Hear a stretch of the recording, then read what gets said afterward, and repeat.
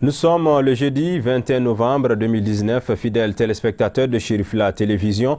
Bonsoir et bienvenue dans cette nouvelle édition d'information consacrée à l'actualité nationale et internationale. Voici les principaux titres. Comme il est de coutume, à chaque occasion de la Ziyara et du Mawlud, le guide spirituel des Ansar, Seyyid Cherif Ousmane Madani Haïdara, président du groupement des leaders spirituels musulmans et du Haut Conseil islamique du Mali, a reçu l'ensemble des organisateurs du Mawlud et de la Ziyara pour les remercier des efforts remarquables consentis pour le succès de ce grand rendez-vous qu'est le Mawlud. Aussi, la cérémonie de clôture du projet USAID Keneya Djemoukan a eu lieu ce jeudi 21 novembre 2019 à l'hôtel de l'Amitié de Bamako. L'objectif de ce projet est d'améliorer la santé de la population et de réduire la mortalité maternelle, infantile et néonatale au Mali.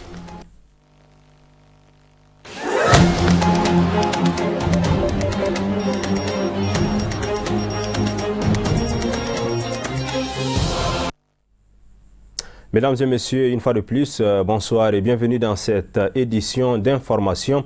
Comme annoncé dans les titres et comme il est de coutume également à chaque occasion de la Ziyara et du Mawlud, le guide spirituel des Ansar, Seyyid Cherif Ousmane Madani Haïdara, président du groupement des leaders spirituels musulmans et du Haut Conseil islamique du Mali, a reçu l'ensemble des organisateurs du Mawlud et de la Ziyara pour les remercier des efforts consentis et remarquables pour le succès de ce grand rendez-vous qu'est le Mawlud. La rencontre s'est déroulée dans la mosquée de Seyyid Cherif Ousmane Madani Haïdara à Bangoni Djanguinebougou le mardi 19 novembre dernier. C'est un commentaire de Abdul Karim Sako. Le guide spirituel des Ansar, Seyyid Cherif Ousmane Madani Haïdara, président du groupement des leaders spirituels musulmans et du Haut Conseil islamique du Mali, a une fois de plus respecté la tradition, celle de recevoir les organisateurs des activités du Mawlud et de la Ziyara de Donyumana. Au total, ce sont 6131 personnes, hommes et femmes, qui se sont donnés corps et âme pour la réussite de ces deux événements importants, à savoir la Ziyara et le Mawlud. L'objectif de cette rencontre vise, selon les responsables, à recevoir les bénédictions des guides spirituels des Ansar, Seyyid Cherif Ousmane Madani Haïdara, visiblement satisfait de la dure labeur abattue par ces hommes et ces femmes. L'occasion a été opportune pour le bureau de la FADI d'offrir des tableaux de reconnaissance aux braves organisateurs du Mawlud et de la Ziyara de Donyumana. Le président du groupement des leaders spirituels musulmans du Mali et du Haut Conseil islamique a reçu de la part d'un de ses adeptes admirateurs un mortier à son effigie. Vivement donc la 36e édition du Mawlud. Autre actualité de cette édition, le mouvement des volontaires pour le Mali a organisé une conférence d'information et de sensibilisation à l'intention des hommes de médias sur le thème « Le présumé innocent face aux médias ». Cette rencontre qui s'est déroulée ce jeudi 21 novembre dans la salle de conférence de la faculté de droit privé de Badalabougou en commune 5 du district de Bamako était présidée par le représentant du ministre de la Justice et des Droits de l'Homme, garde des Sceaux. C'est un reportage de Sadio Sidibé.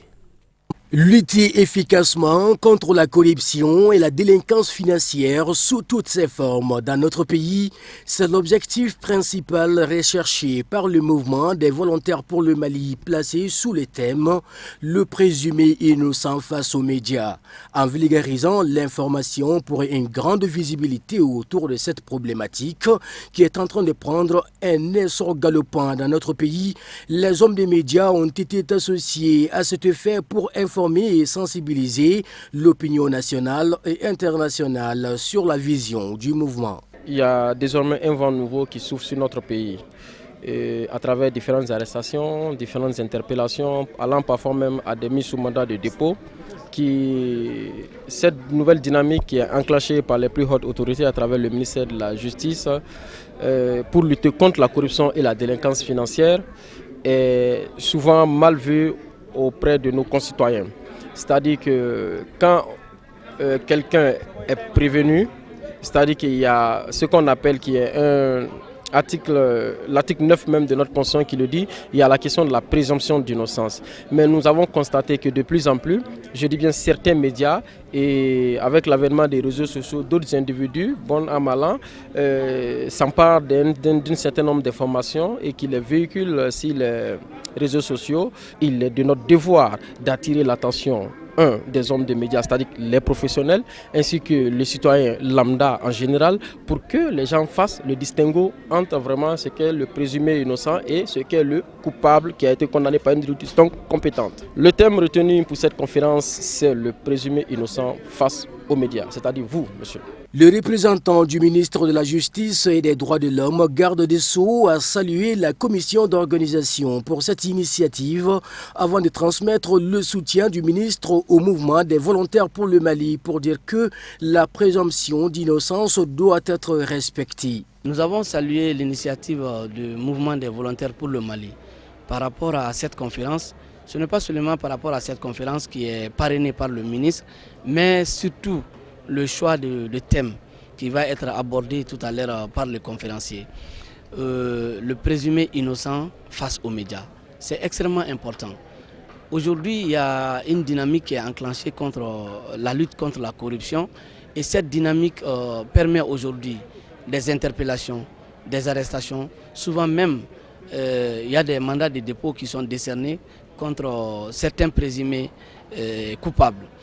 Voilà pourquoi les médias doivent faire beaucoup attention par rapport aux informations qu'ils donnent. Il y a des gens qui sont mis sous mandat de dépôt, mais cela ne veut pas dire automatiquement qu'ils sont coupables des faits qui leur sont reprochés.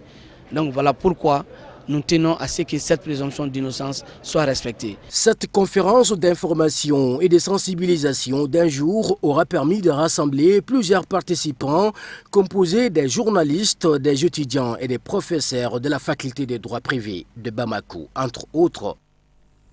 Direction à présent dans la région de Kayes, le village de Nanifara de la sous-préfecture de Koundian, situé dans la commune rurale de Bambougou, cercle de Bafoulabé, vient de recevoir un appui conséquent pour la réhabilitation d'un pont à hauteur de plus de 14 millions de francs CFA, entièrement financé par le PDG de la société Boiserie Farota. La pose de la première pierre de cette infrastructure s'est déroulée dimanche 17 novembre en présence des autorités locales et chefferies traditionnelles. C'est un commentaire de Sadio Sidibé. En respectant le plan d'aménagement du Code forestier du Mali, conformément à la loi numéro 10-028 du 10 juin 2010, le PDG de la société Boiserie Mamadou Farota, évoluant dans l'exploitation du bois, vient de débloquer plus de 14 millions de francs CFA pour la réhabilitation d'un pont, permettant ainsi de réduire le calvaire de la population de Nanifara dans la commune rurale de Bambougou en matière d'infrastructures routières, idem pour les transporteurs du bois. En bénéficiant de cette donation, le maire ainsi que le sous-préfet de Koundian ont chaleureusement remercié Mamadou Farota pour cette réalisation qui permettra d'enlever une épine de leurs pieds. Cette rencontre a permis au PDG de la société Boiserie Mamadou Farota d'expliquer les objectifs de son entreprise actuellement présente dans 11 communes à travers le Mali, tout en saluant le maire et sa population pour la mobilisation. Mamadou Farota et sa délégation ont bien savouré une danse folklorique avant de prendre congé de la population de Nanifara. Je l'annonçais en titre, la cérémonie de clôture du projet USAID Keneya Djemoukan a eu lieu ce jeudi 21 novembre 2019 à l'hôtel de l'Amitié de Bamako. L'objectif de ce projet est d'améliorer la santé de la population et de réduire la mortalité maternelle, infantile et néonatale au Mali. Le projet a débuté en 2014, a pris fin cette année avec satisfaction. C'est un reportage de Boubacar Traoré et Abdoulaye Sogodogo. Le projet Keneya Djemoukan, financé pour 5 ans par l'USAID, l'Agence des États-Unis pour le développement international, vise à améliorer l'état de santé des Maliens à travers la promotion des comportements favorables à une meilleure santé et l'accès aux produits de marketing social. 3 grands résultats étaient attendus de ce projet, à savoir 1. L'adoption accrue des comportements de santé clés la demande et l'utilisation accrue des services à santé à grand impact et des produits de santé connexés au niveau de la communauté et des ménages dans les zones d'intervention de l'USAID. 2. La capacité démontrée pour conduire la recherche, concevoir, tester, mettre en œuvre et évaluer les activités de changement social et de comportement et de marketing social. Et le 3e, la disponibilité accrue des produits de santé à haut impact, du marketing social et de services élargis ne relevant pas du public dans les zones géographiques cibles. 35 millions de dollars ont été investis par les autorités américaines ces 5 dernières années pour ce projet selon le directeur des missions USAID au Mali. Il se réjouit donc des résultats obtenus par ce projet. Le projet a permis de renforcer la capacité du personnel du Centre national d'information, d'éducation et de communication en santé du gouvernement de Mali, ainsi que de nombreuses ONG et de groupes de femmes du Mali. Le projet atteint plus de 2,5 millions de couples aînés protection pour les produits contraceptifs, pour aider les familles à espacer les naissances des enfants et ainsi permettre aux parents de mieux subvenir aux besoins de ces derniers. Nous sommes fiers des résultats obtenus par le projet KGK et des partenaires. Ce projet a contribué à l'amélioration concrète des indicateurs de santé pour les citoyennes maliennes. Le représentant du ministre de la Santé et des Affaires sociales réitère l'engagement du gouvernement pour ce projet. Le message du ministre, à l'endroit en tout cas de tous ces projets qui évoluent dans la santé, surtout de la mère et de l'enfant, c'est un projet qui tient à cœur, c'est-à-dire qui lui tient à cœur. Le ministre tient tellement à ce projet pour la santé de la mère qu'il a même maintenant dans son programme la création d'une direction de la santé de la mère et de l'enfant au Mali ici. Donc il me charge de vous dire, c'est-à-dire tout son engagement et l'engagement du gouvernement pour l'amélioration de la santé des populations et pour le développement à travers notre pays, c'est-à-dire la mise en œuvre de la politique sectorielle de santé et de population. Au cours de la cérémonie, les attestations ont été décernées à certaines personnes qui ont aidé ce projet dans son travail. Et l'assistante a été édifiée par des projections de films sur des dépistages du cancer du col de l'utérus. La cérémonie a pris fin par une visite du stand appelé Mur de promotion de la santé. Canal Plus, elle, c'est la nouvelle chaîne Canal dédiée exclusivement aux femmes. Une nouvelle émission sur cette nouvelle chaîne dont la première session est animée par une Malienne du nom de Nana Diaby, connue sur le pseudonyme Fifi, a été largement expliquée aux hommes des médias lors d'une rencontre à l'hôtel Onomo. Marietou Diallo. La première malienne sur le plateau de Canal Plus, elle, dans l'émission Pour les femmes et par les femmes, une fierté malienne.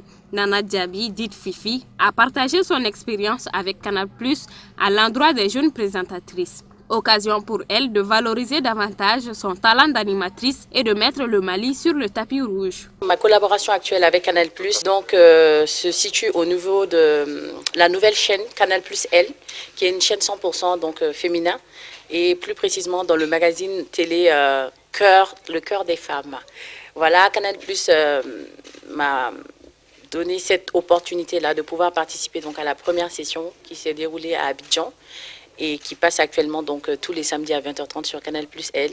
Il s'agissait de relever un défi et pour le Mali et également sur le plan personnel, d'où ma participation avec fierté dans cette première partie de Cœur des femmes, qui est donc une émission qui regroupe des femmes venues des 4 coins d'Afrique, pour l'Afrique dans un premier temps, mais également pour tout le monde entier. Ce magazine, en fait, l'objectif c'est tout simple, c'est de mettre les femmes à l'honneur, c'est de montrer qu'en Afrique aussi, nous ne sommes pas que belles, nous n'avons pas que des jolies rondeurs, nous avons également du talent et quelque chose dans la tête. Des mises en boîte qui sont actuellement en train d'être diffusées chaque samedi sur le bouquet Canal Plus Elle. Il s'agissait donc d'inviter des talents, de partager des expériences, de rigoler ensemble en tant que femmes, en tant que sœurs, pour montrer que même si on n'est pas toutes issues du même pays, qu'on pouvait réaliser un projet ensemble autour d'une table. Le directeur général de Canal+ Mali est longuement revenu sur la collaboration de sa structure avec la jeune dynamique Nana Djabi qui a fait un exploit planétaire, avant d'informer l'opinion du lancement de la promotion sur les décodeurs. Nous avions pour ambition aujourd'hui de vous montrer le niveau de réalisation de nos différents souhaits. Quand on a commencé 2019, nous avions 3 points principaux. C'était premièrement d'offrir toujours plus à nos clients à des tarifs inchangés. Deuxièmement, c'était de mettre le Mali sur un piédestal. Canal+ Mali est une société malienne, opérée par des Maliens, et nous nous sommes sentis ce devoir citoyen de tout faire pour que nous puissions projeter une image réelle, optimiste du Mali, dans un contexte où nous savons qu'il y a un certain nombre de contre-vérités qui circulent. C'était important de le faire. Nous avons la chance de travailler dans un réseau qui aujourd'hui pénètre 4 millions de foyers, environ entre 28 millions et 30 millions de personnes. Et le dernier projet, c'était le projet sur 2019 de mettre en avant les talents que nous avons. Des talents culturels, des talents intellectuels, des talents sportifs. Donc vous avez pu voir au déroulé des différentes présentations que nous sommes arrivés à réaliser l'ensemble de nos projets avec une fierté toute particulière qui est effectivement la projection de l'émission Réussite dans notre bouquet sur le Mali, dédié au Mali. Deuxièmement, c'était de faire venir des Maliens dans des émissions phares des bouquets Canal, notamment dans Le Cœur des Femmes, avec Fifi qui rejoint le plateau sur cette saison-là, et Nounou Dembaga qui intervient dans la chaîne de cuisine en tant que Malien. La cérémonie a pris fin par un cocktail offert aux invités par leur hôte du jour.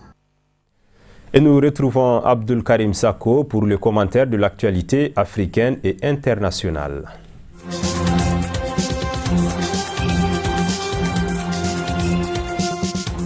Des hommes armés ont attaqué l'escadron de gendarmerie basé à la brigade territoriale de gendarmerie d'Arbenda dans la province de Soum. Attaque repoussée par les gendarmes selon des sources sécuritaires. Le bilan est d'au moins 18 terroristes tués et du matériel dont des armes saisies. Un gendarme burkinabé a été tué et 7 autres blessés au cours des combats. L'escadron de gendarmerie visé par l'attaque assure la sécurisation de la commune d'Arbenda. Les affrontements ont duré une trentaine de minutes et face à la puissance de feu de l'unité de gendarmerie, les terroristes ont abandonné leur projet et ont pris la fuite.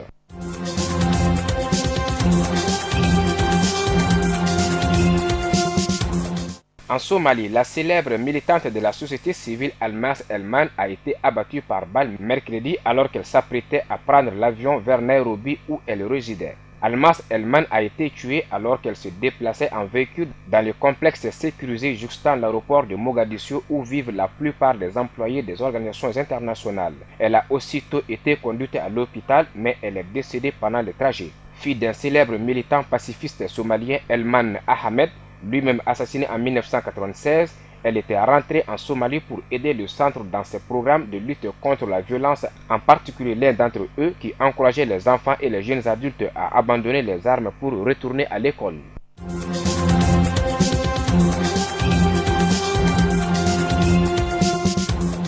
La mobilisation continue en Algérie contre la tenue de la présidentielle le 12 décembre prochain. Mercredi soir, des manifestants sont sortis à Alger au 4e jour de la campagne électorale. Les appels ont été lancés sur les réseaux sociaux. Des manifestants sont partis d'un quartier populaire de la capitale pour converger vers la Grande Poste dans le centre d'Alger, point de ralliement du mouvement de contestation. Avec des slogans devenus habituels comme pas de vote, des journalistes présents affirment que des forces de police ont été dépêchées sur place pour les disperser. Au moins 20 personnes ont été interpellées selon le Comité national pour la libération des détenus. Même si les contestataires continuent à faire entendre leur voix et que certains souhaiteraient maintenant des marches quotidiennes contre la présidentielle, à 3 semaines de l'échange, l'homme fort du pays, le général Ahmed Gaïl Salah, en appelle aux enfants fidèles du pays et à leur devoir envers la patrie.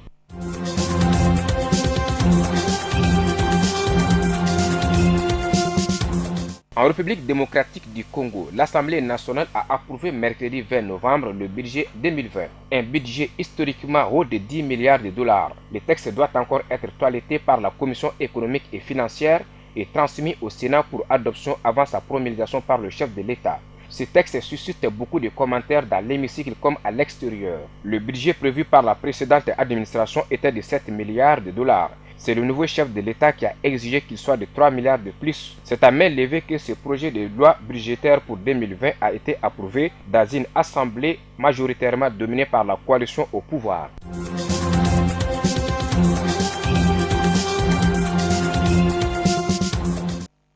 L'information continue sur Chérif la télévision. Retrouvez tout à l'heure Mamadou Ben Chérif Soumano pour l'édition en langue bamanaka. Merci de votre aimable attention. Bonsoir.